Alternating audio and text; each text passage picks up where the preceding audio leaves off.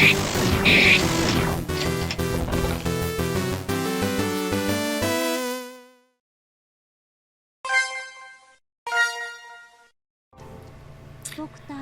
it going, everybody? It is me again, and I'm doing another fucking video on a mobile game, which might be a shock for people.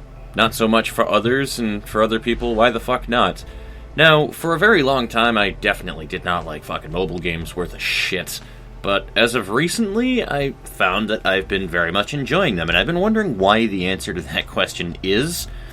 And honestly, I really just believe that mobile games are just getting significantly fucking better now versus before. I mean, you can argue all that you like about how you can tell somebody that they're really good for convenience and this, that, and the other thing, but you're really not selling a mobile game very well off of just that alone. I never liked mobile games because, just to me, they were never super enjoyable games to play, and I never liked the performance on phones, number two, and number three, they tend to just limit your amount of time to play the game. I like to just be able to fucking play it, even if it's reduced rewards. I don't give a shit. So, yeah, anyway, but going on to the actual topic right here, Ark Knights, something that kind of came out of fucking nowhere. One of my subscriptions on YouTube did a video on this, and I decided to fucking pick it up because it looked really bomb-ass, and it was right up my alley, and it's this interesting little, like, tower defense unit collector mobile game that has been sucking the life out of me for time recently. I've been putting so much fucking time into this game recently. Now, you guys may or may not have seen my Girls Frontline videos that I've done in the past, and that was the game that I was playing primarily before Ark Knights, and I kind of fell off on playing Girls Frontline just because of the grind, as is kind of the expected thing out of any mobile game, but the thing here to point out, like, I haven't completely dropped Girls Frontline. It's more of a thing that I pop into. I do my shit for getting T-Doll cores, I work on my stuff. Really nothing else for me to do in that game other than work on a ton of different units so that I can do the things that I need to accomplish for night battles and gear people up for, like, the events to do the end game shit, because I'm just about there in Girls Frontline. But in this game, it's just completely revived the whole mobile game thing for me. And it's also incredibly different from Girls Frontline in that, yeah, I enjoy the gameplay of it very much, in fact, with the tower defense stuff and the mechanics that are in the game, but this game seems to be more centralized around the player's ability to do things. I mean, units obviously make a big difference, but the point being is, if you wail and you throw a ton of fucking money at the screen in this game and you get, like, a ton of really stacked out, like, 6-star units, 5-star units and shit, it's not going to help you if you're not a good player. And I mean that significantly, that they're not going to help you at all, in fact, if you're not a decent player, because they'll help you, sure, to get things accomplished, but what you really need is to get your units promoted to move on to, because there's a couple of different things you can do in this game, right? You grind for these XP tickets to be able to level your units up, and obviously that helps out your units, but it's really team composition that helps, and versus the usual 5 units that I'm used to in Girls Frontline, you can put fucking 12 units plus an assist unit if you decide to do so, but it surrenders your rewards of being able to get a 3-star clear on something, which allows you then later on to automatically run that area, and it will, the game will do exactly or replicate to an extent what you had done to clear it the first time to get 3 stars. And usually it goes through. Very rarely I've had a moment where it, like, failed and there was an error in the auto battle, but it's usually because I did something really clutch and stupid last minute. I had to get a sip of my coffee there, sorry about that. So, yeah, it's been a very enjoyable experience so far playing this game, because it's just more, it feels like it's me on the player, and not because, yeah, I don't have that really shiny 6-star unit. Yeah, units, again, will help, but it's really getting a unit that you like, that you can use, that you know how it works, and to know what situations that it's really good for. Obviously, the raw stats will help from getting a better version of that unit, but if you can use it for the task at hand, then it's perfectly fine. Like, one of the things you'll probably be seeing on the screen, I found out recently that my Vanguard Vigna is super fucking useful once you promote her for the first time, because she just has a shitload of fucking attack power. She slaughters, she slays. There are 2 units that are above even what she can do, but, like, as a 4-star Vanguard, she gets the job fucking done when you know how to use her properly, and it's great. And that's pretty much the same general gist that it has been for the most part in this game.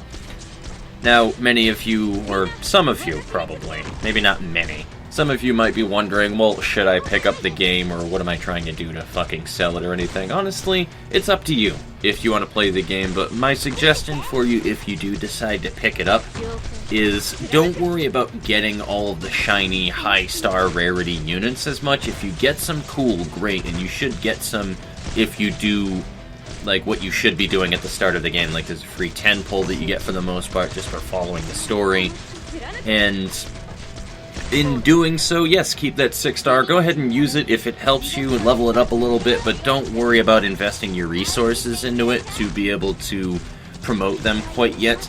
Work on getting your entire units, like your 3-stars and your 4-stars that you have, like your earlier beginner units.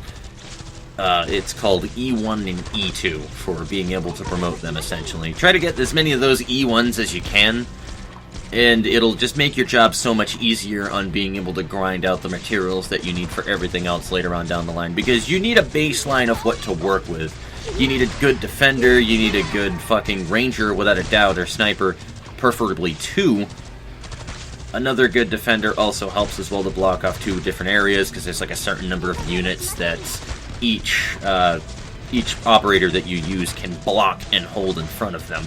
Defenders obviously have, like, the most, for the most part. They're usually 3, which are your defensive ones, and then there are more support defense operators that typically block 2 and then heal, like, surrounding allies or buff them and stuff.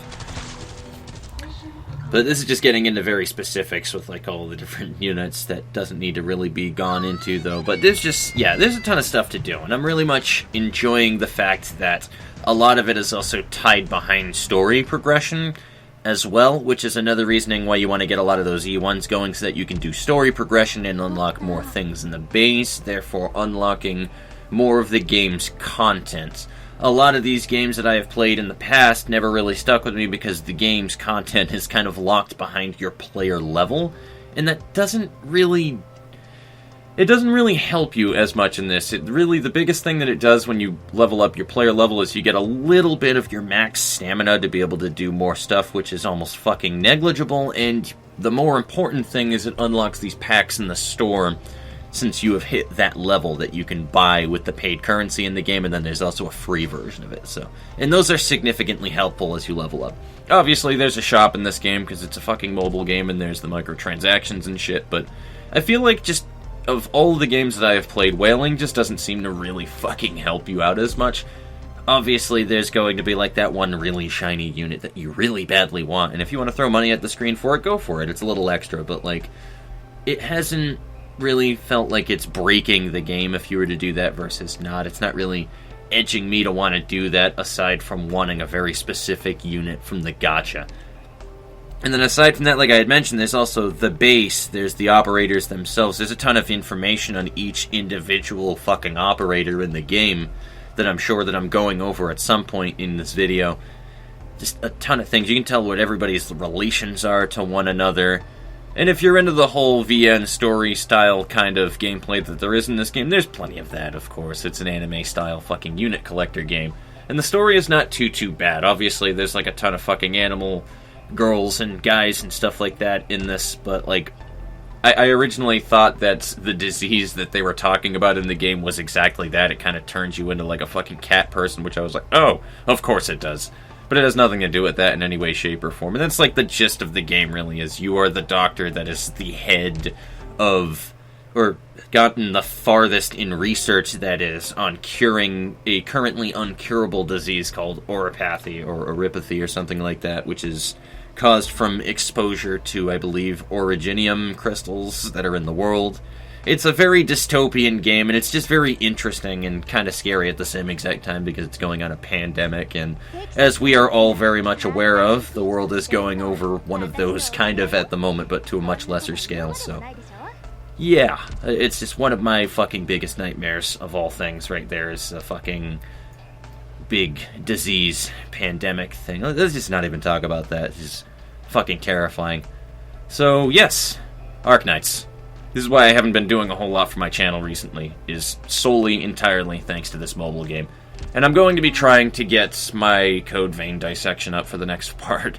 Hopefully. I literally fucking blew through all of my vacation just sitting on my ass doing nothing, and towards the end of it playing Ark Knights and grinding a shitload of stuff in it. This is a really good game, guys.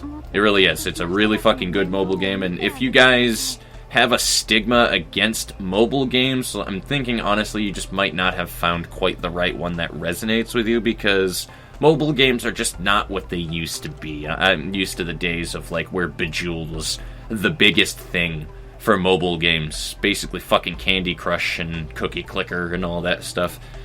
Mobile games have just gone so much fucking further than that in this day and age because they're so goddamn popular.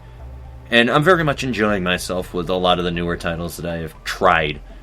So, that's the ending note that I'll leave this on, guys. Take it easy. I will see you later.